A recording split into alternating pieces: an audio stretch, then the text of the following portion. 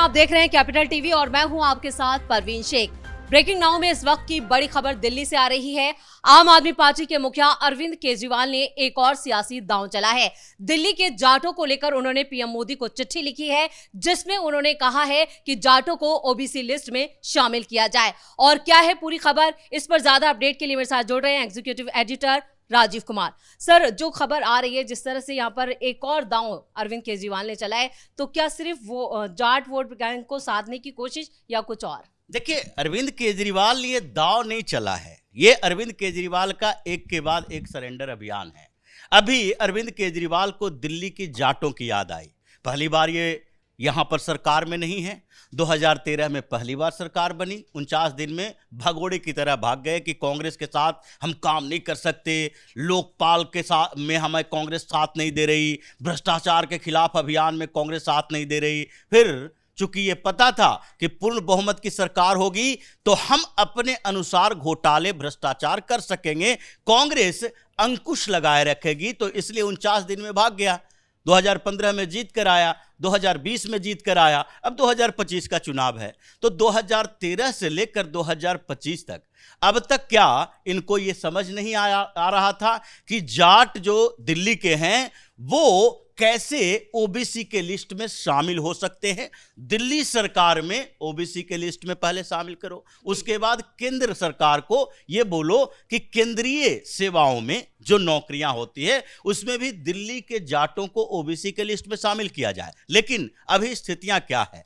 क्यों अरविंद केजरीवाल जाट जाट कर रहे हैं? क्योंकि यहां जितने ग्रुप हैं, जैसे यहां पर पंजाबी ग्रुप, दिल्ली का जो कल्चर है, दिल्ली की सोसाइटी है, अलग अलग जगहों के लोगों से है, और इसीलिए अरविंद केजरीवाल अलग अलग जगह के लोगों को टारगेट कर रहा है। जैसे पंजाबी वोटर को लुभाने के लिए पहले से ही इन्होंने कई ऐसे दांव चले, और उसके बाद सिखों को लुभाने के लिए ये ग्रंथी योजना चलाया, पुजारियों के साथ जोड़ दिया गया। लेकिन उसके बाद महिलाओं को टारगेट किया गया, अलग अलग एज ग्रुप के लोगों को टारगेट किया गया। क्यों टारगेट किया गया? क्योंकि जो 60 साल से ऊपर के लोग हैं दिल्ली के अंदर, वो अरविंद केजरीवाल के कार्यकाल को भी देख चुके हैं और उससे पहले शीला दीक्षित के कार्यकाल को भी देख चुके हैं। अभी 2 लाख वोटर हैं जो पहली बार वोटिंग करने जा रहे हैं, यानी कि 18 साल के हुए हैं। उसके अलावा लगभग 40 साल से ऊपर के वोटर 80 लाख के आसपास हैं। 80 से 87 लाख के बीच ऐसे वोटर हैं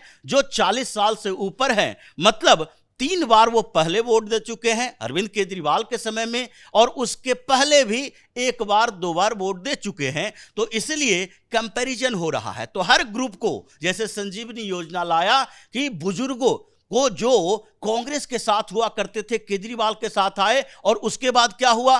केजरीवाल को छोड़ने की तैयारी कर रहे हैं कि नहीं नहीं, केजरीवाल से तो बेहतर शासन कांग्रेस की थी, इसलिए कांग्रेस में वापस जाना चाहते हैं। कुछ भारतीय जनता पार्टी की तरफ जाना चाहते हैं कि जो अरविंद केजरीवाल ने दांव चला था 2013 में कि एक बार मौका देकर देखिए, एक बार मौका दीजिए, हम दिल्ली को बदल कर रख देंगे। अब भारतीय जनता पार्टी यही बात कह रही है कि एक बार मौका हमें फिर से दीजिए, क्योंकि पिछली बार जब मौका मिला था तो बहुत पुरानी बात थी, 93 की बात थी। उस समय केंद्र में भी हमारी कोई बड़ी भूमिका नहीं हुआ करती थी। एक बार सरकार बनी, और वो भी सरकार बनी ऐसी जिसमें बैसाखियों के सहारे की जरूरत थी। अब केंद्र और दिल्ली दोनों जगह सरकार को हम सामंजस्य स्थापित करेंगे और डबल इंजन की सरकार की बात करेंगे। लेकिन अब जाटों की बात है, जिसको लेकर ये अरविंद केजरीवाल इतना सीरियस है और पीएम मोदी को चिट्ठी लिख रहा है। क्यों? क्योंकि अभी मैदान में भारतीय जनता पार्टी के कितने जाट लीडर हैं।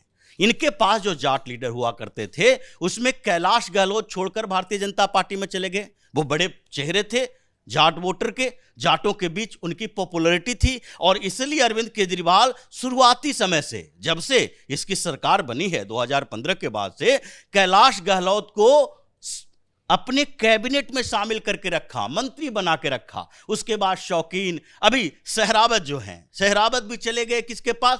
कांग्रेस के पास। देवेंद्र सहरावत को कैंडिडेट बनाया गया है। तो जितने जाट लीडर हैं वो अब आम आदमी पार्टी में कोई हाईलाइटेड चेहरा नहीं है। जितने थे वो सब भारतीय जनता पार्टी में या कांग्रेस में चले गए। भारतीय जनता पार्टी ने परवेश साहब सिंह वर्मा को सामने में खड़ा कर दिया है, और वो जाट लीडर हैं। अब ऐसी स्थिति में विधूड़ी, वर्मा और उधर गहलोत, इतने सारे, उसके बाद एक शौकीन भी है भारतीय जनता पार्टी में भी, तो जितने जाट चेहरे भारतीय जनता पार्टी और उधर कांग्रेस में हैं, उससे अरविंद केजरीवाल को लगने लगा है कि बॉर्डर एरिया में जो हमें समर्थन मिलता था और जो शिवराज सिंह चौहान ने किसानों का मुद्दा उठाया कि इन लोगों ने क्या गलतियां की है जिसके कारण आप केंद्रीय योजना का लाभ इनको नहीं दे सकते, जो 2000 रुपया हर 3 महीने पर मिलते हैं, वो पैसे इन लोगों को क्यों नहीं मिलना चाहिए। जैसे उसी तरीके से जैसे अभी और आगे आएगा, आयुष्मान भारत योजना का लाभ क्यों नहीं मिलना चाहिए, पीएम आवास योजना के तहत जो बन रहा है उसमें आपकी भूमिका क्या है, दिल्ली के विकास मॉडल में आपकी कितनी भूमिका है और केंद्र सरकार की कितनी भूमिका है, तो कई मुद्दे आएंगे। इसलिए अरविंद केजरीवाल ने पहले ही, जबकि भारतीय जनता पार्टी ये मुद्दा उठाता उससे पहले ही ये पीएम मोदी को चिट्ठी लिख रहे हैं कि जाट जो यहां के हैं, जिसका कोई भी बड़ा चेहरा अभी हमारे साथ नहीं है, वो ये ना समझे कि अब इनके पास हमारे लिए कुछ नहीं है, इसलिए ये पहले से प्रवोक करने की कोशिश कर रहे हैं। लेकिन इस चिट्ठी का असर उल्टा हो रहा है। बिल्कुल राजीव सर, यहाँ पर जिस तरह से चिट्ठी पॉलिटिक्स देख रहे हैं, इस बार हम आतिशी की तरफ से बार बार चिट्ठी लिखी जा रही है, इससे पहले इन्होंने संघ को भी एक चिट्ठी लिखी थी, तो ये चिट्ठी पॉलिटिक्स है क्या जो अरविंद केजरीवाल या आम आदमी पार्टी की तरफ से चलाई जा रही है? देखिए, ये चिट्ठी लिखने का प्रचलन इन लोगों के अंदर जो बना, वो ऐसे विपक्ष की ये पॉलिसी रही है, पॉलिटिक्स रही है कि अगर सामने में टेबल पर बैठकर हम वो जो बात नहीं कर सकते, वो एक तरफा या तो मंच पर बैठकर, मंच पर खड़ा होकर हम बोलकर भाग जाएंगे, या फिर हम चिट्ठी लिखेंगे ताकि मीडिया में यह चर्चा हो कि ये मांग की गई। क्योंकि आप मांग दो तरीके से करते हो, एक मंच पर मांग करते हो और दूसरे तरफ से आप मांग करते हो किसी मीटिंग के अंदर। लेकिन ये दोनों आधार अभी ऐसा लग रहा है कि मंच पर आपने 2 लाइन बोला और 2 मिनट में वो मुद्दा खत्म हो गया। जितने लोग हैं उतने लोगों के बीच ही आप अपना मैसेज पहुंचा पाए। दूसरी बात, चिट्ठी पॉलिटिक्स जो चल रही है इन लोगों की, ये मानते हैं कि एक चिट्ठी लिखते हैं, उसके बाद दिन भर मीडिया इस चिट्ठी के ऊपर चर्चा करती है और फिर ज्यादा लोगों तक ये पहुंचता है, क्योंकि सोशल मीडिया का जमाना भी है, तो सोशल मीडिया में वो पूरी चिट्ठी डाली जाती है और उसके बाद उस चिट्ठी पर चर्चा शुरू हो जाती है। तो ये जो पॉलिटिक्स चल रही है अभी कि चिट्ठी का जवाब अगर पीएम की तरफ से आता है तो भी इनकी बड़ी जीत मानी जाएगी। अगर चिट्ठी का जवाब देते हुए पीएम की तरफ से कहा जाएगा नहीं नहीं हम ओबीसी लिस्ट में शामिल कर देंगे, तो ये अपने क्रेडिट लेने के चक्कर में हो जाएगा कि देखो हमने पीएम मोदी से मांग की और उन्होंने हमारी बात मान ली। जैसे अभी क्रेडिट वार चल रहा है हर चीजों पर। दिल्ली में विकास के मॉडल पर अरविंद केजरीवाल कहता है दिल्ली में हमने इतना विकास किया, लेकिन ये क्रेडिट किसको मिलना चाहिए ये तो बताना पड़ेगा।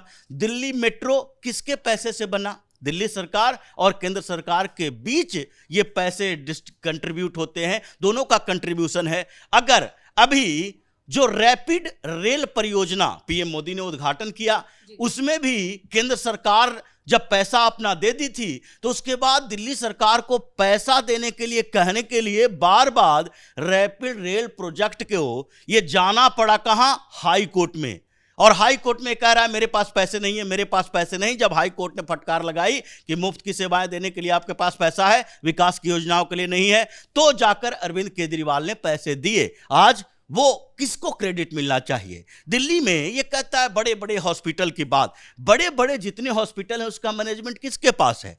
क्या बाहर से आकर लोग एम्स में जाते हैं तो ये दिल्ली सरकार के अंतर्गत है, या फिर राम मनोहर लोहिया में जाते हैं, या फिर ऐसे कई अस्पताल हैं, सफदरजंग हैं, उन जगहों पर जाते हैं इलाज करवाने के लिए दिल्ली सरकार के हॉस्पिटल। संजय गांधी में कितने लोग जाते हैं, जीटीबी नगर में कितने लोग जाते हैं? उन जगहों पर हालत यह है कि स्वास्थ्य व्यवस्था को लेकर हाई कोर्ट कई बार फटकार चुकी है कि वहां पर मशीन है तो डॉक्टर नहीं, डॉक्टर है तो मशीन नहीं है।